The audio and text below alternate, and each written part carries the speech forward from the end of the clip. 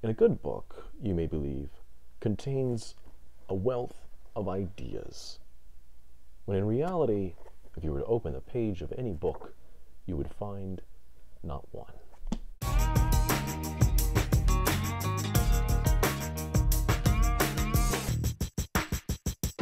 What rather you would find is a system of symbols that operate by a standard rule that's understood between you, the reader, and the writer of the book.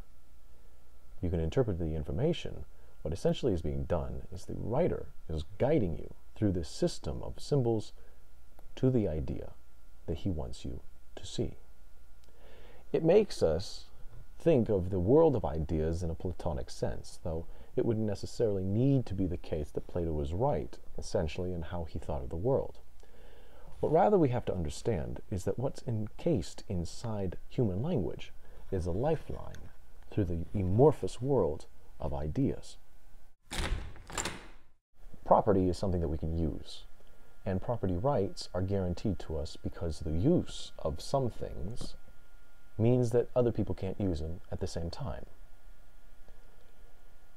The difficulty then, of course, with intellectual property is that no matter who is thinking the thought, or who is reading a book, it in no way keeps someone else from thinking that thought or reading a copy of that book. In the end, we have a flawed concept of property in the terms of intellectual property.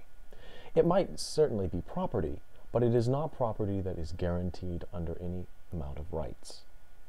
If you consider something like E equals mc squared, Einstein certainly authored the formalization of this, but he does not own the idea. That is to say, he used the system of human mathematics to guide the thinker to the idea, to the revelation that he had himself. At this point, we can draw a very important distinction. Though we can't say that Einstein owned the idea, and certainly if his formalization actually represents a larger mechanism that drives the dynamo of the universe, we can say still that it is wrong for me to claim that I came up with it. The difference is this: copyright laws are based on the idea of theft. If you download music, they call it theft. If you bootleg a video, they call it theft. But if I claim to have authored something that someone else had authored, that's plagiarism. And it's not theft, but fraud. Lots of people say that big companies are all in it for themselves. The truth is, most companies are in it for themselves. Rather than regulating companies, I offer you an alternative. Rather than regulating them, make it more difficult for them to have exclusive rights of production. You see, a patent isn't merely the indication, the registration of authorship. It's also the exclusive right to produce something. And for people who are familiar with economics, know that not only should products be in competition with each other, but the means to producing any given product, whether it's cell phones or iPhones or pencils, ought to be in competition as well. If the production of a product is in competition all the time, we can expect it to be more efficient. And in the end, we can expect more people to get the kinds of technologies that they want without waiting for the big companies to let us in on the goods.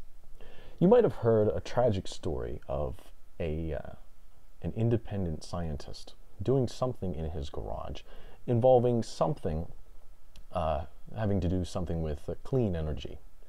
And these stories normally end with a large oil or motor company buying their rights, that is, to buy their patent. That means, if these stories are true anyway, that the big companies have a list of patents of effective and clean technologies that they are sitting on, that no one can use because of the copyright laws. Without the copyright laws, and with the understanding that you could not logically believe that you can own an idea, those patents would mean nothing more than who authored it. What does that mean? That means any clean technology that you have ever heard about that was bought out by some big greedy company would then suddenly be free for independent researchers, scientists, and inventors to produce for people. Think about it. Patents today mean that the person with the largest wallet has the exclusive right to produce any idea ever invented. Do you have any idea what that means? Do you have any idea the ramifications of that? You see, the difficulty with wrestling with large companies is a misunderstanding of how they get their power. It's not just being a big greedy company. It's rather the laws that are in place that work in the big greedy company's favor. Taking away these laws, that is to say, deregulating, actually works in the reverse of what most people think. And it restricts the power of the big greedy companies to be the exclusive producer of any idea that might be helping our environment. So long as you sit on copyright laws and believe that you can own an idea, those technologies will remain dormant.